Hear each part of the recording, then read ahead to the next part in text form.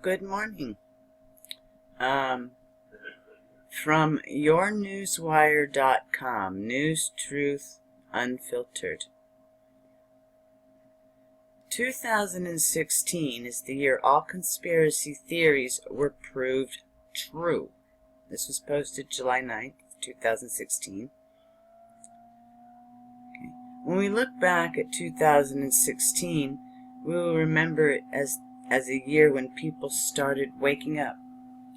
Countless conspiracy theories have become mainstream facts, and we have only made it halfway through, well, over halfway at this point, this momentous year.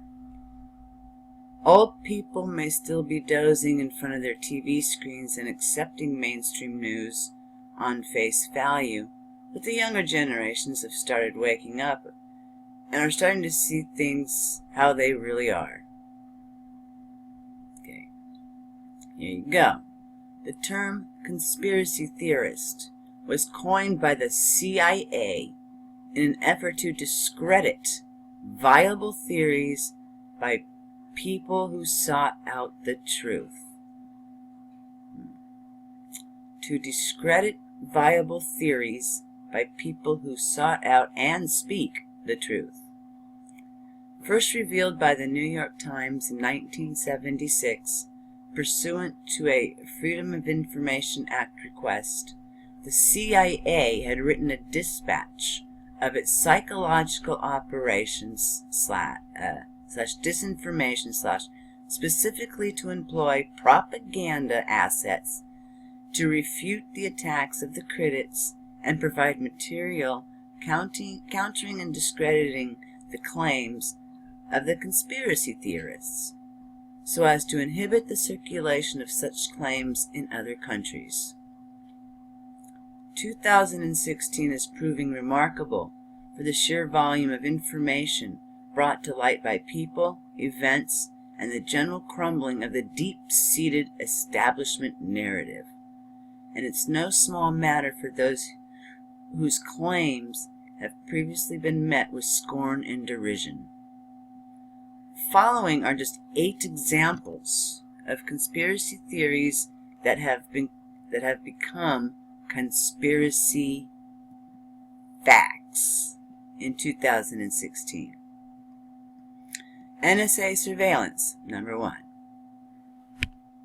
Though trading a pinch of liberty for an ounce of security has never panned out for anyone but government, people continue to allow the fuzzy blanket feel of increased protection from terrorism to cloud their perception of possible future outcomes. Such has been the case with the insidious Patriot Act, whose repercussions from blanket, indiscriminate surveillance culminated this year in a gloriously horrible way. In March, it was revealed that domestic law enforcement will now have access to information swept up by the NSA's broad net of data collection performed on all Americans. Let's pause there for a second. Okay, how do you all think they're collecting your data? Think about it.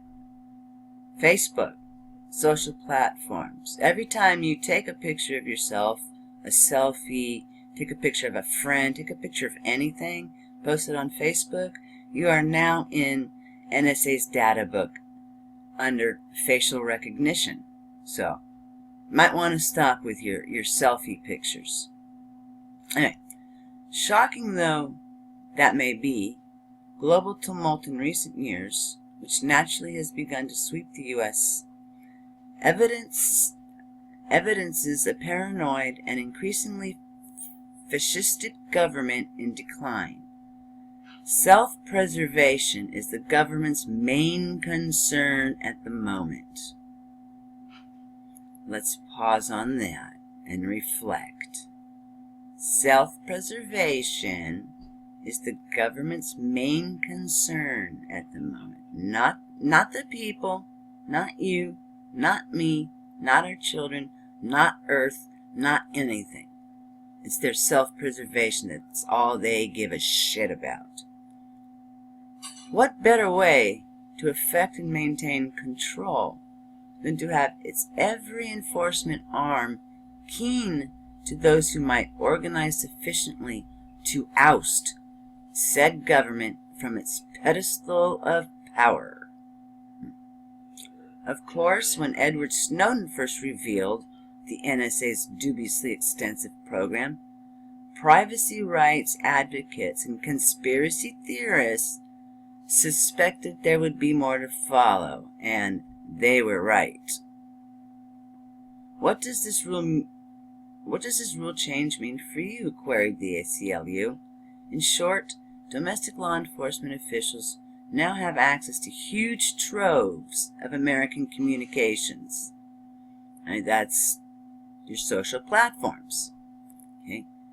Let's see. In short, domestic law enforcement officials now have access to huge troves of American communications obtained without warrants that they can use to put people in cages. Number 2, the marriage of banking and government.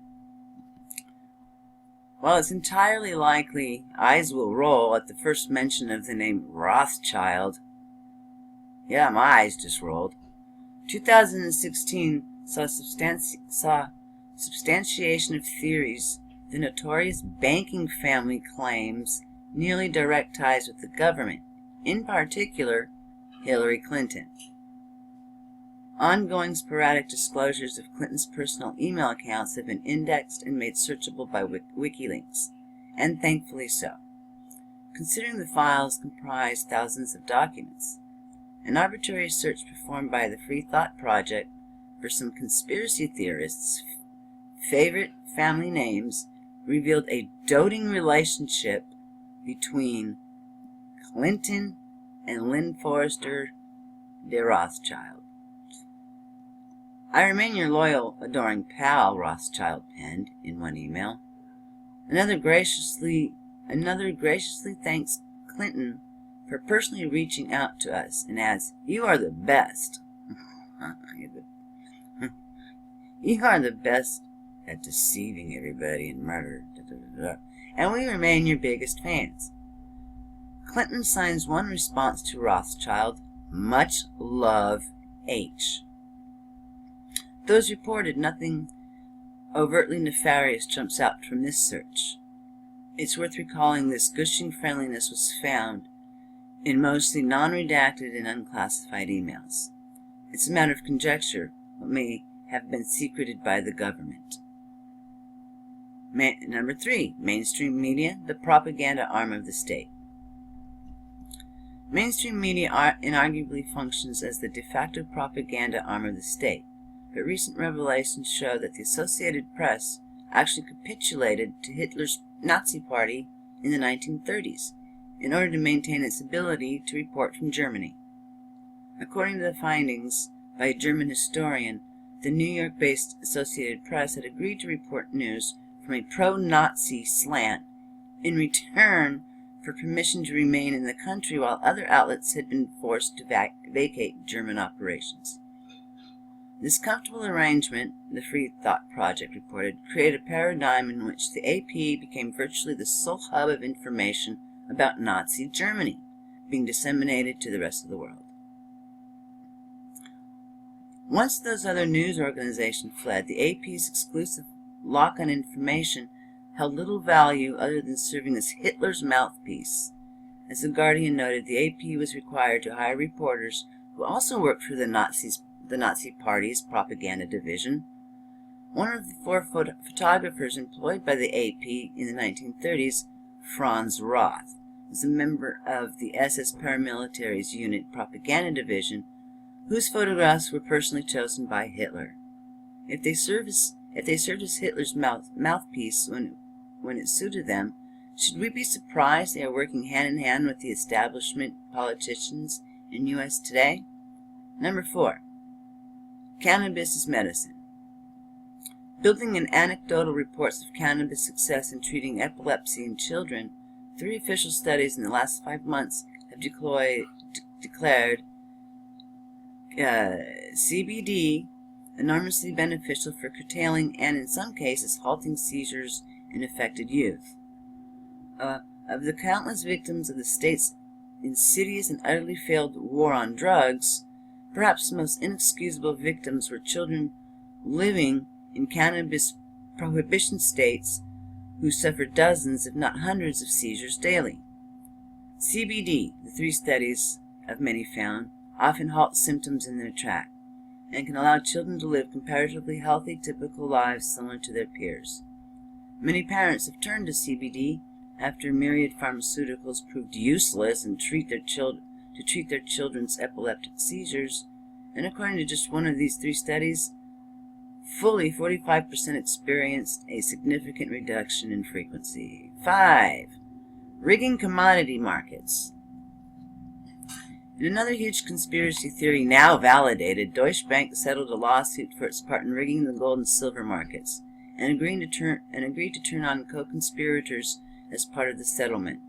Since 2007, Deutsche Bank, HSBC, and whatever that word is, Societe Generale, and Bank of Nova Scotia allegedly harbored no compunctions in taking opportunistic advantage of their position in the daily silver price fix, and, as Bloomberg described, reaped illegitimate profit from trading, hurting other investors in the silver market who used the benchmark in billions of dollars of transactions.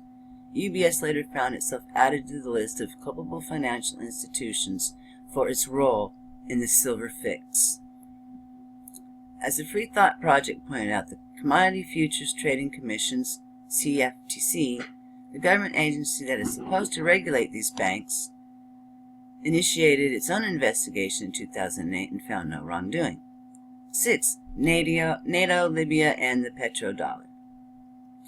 January saw the revelation, previously touted only in fringe conspiracy circles. The Western nations has wielded NATO as a tool to oust Libya's Muammar al-Gaddafi because he sought to abandon the petrodollar in favor of the gold-based Libyan dinar. While likely a stunning disclosure to mainstream society, conspiracy theorists everywhere cite a collective "I told you so" when Hillary Clinton's notorious emails provided the information equivalent to the pot of gold at the end of a rainbow. Bad pun intended. Falsely premised as a humanitarian mission, the Western nations backed Libyan intervention, it turns out, has been fueled by French President Nicolas Sarkozy's insecurity over losing influence in what some consider Francophone Africa. Excuse me for these words. I'm running out of time. Let's pull this down. We got it all. Okay, number 7, 9/11. Perhaps no other subject in recent years has been widely dubbed a conspiracy theory, as a massive effort to reveal the truth behind the attacks of September 11th. Now, vindication for those deemed tinfoil hat-wearing nut jobs has particularly culminated in national media attention to Saudi Arabia's virtually indisputable complicity in the attacks, albeit to an extent or capacity as yet unknown. Alright. In the course of just 2 weeks, the New York Times revealed Saudi Arabia threatened to pull its nearly $775 billion in U.S. investments should President Obama decide to allow passage of the bill designed to aid 9/11 victims. Okay, let's go down. Let's see. So anyways, number 8, the state always wins. Perhaps the only positive outcome in 2016 electoral chaos has been the sweeping realization the system is, in fact, rigged to install only establishment candidates. Alright. This was also another conspiracy theory, which has been proven true. Alright. Relative absurdities have been exposed in platitudes such as "your vote counts," as well as the futility of supporting an anti-establishment candidate. America, it optimistically appears, may finally have a collective epiphany over elections. It matters not one iota for whom you cast your vote. The establishment always wins.